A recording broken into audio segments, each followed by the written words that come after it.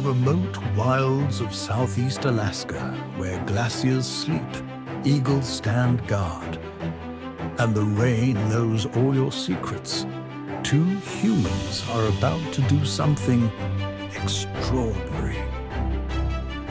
They're not escaping. They're arriving, on their own terms, trading banquet halls for mountain calls and guest lists for glaciers. Lifted by rota and resolve, they leave the ordinary world behind, ascending towards something raw, untamed and unforgettable. Below, the land stretches in every direction, carved by time, shaped by storm, and now bearing witness.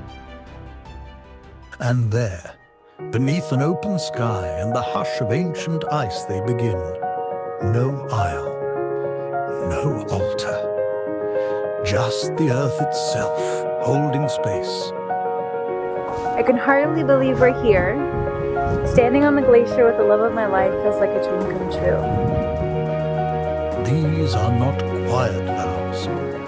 These are vows carried by wind, spoken not for a crowd, but for the mountains, the sky, and each other.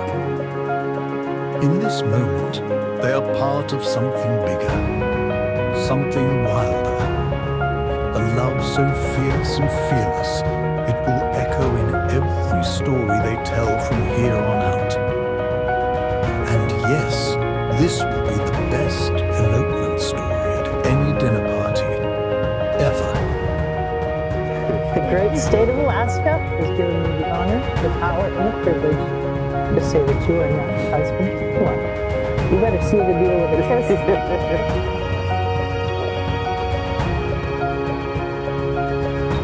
As they rise once more into the Alaskan sky, newly married, wildly in love, we are reminded. Some stories aren't told in chapels or ballrooms. Some are written on glaciers and carried on the wind.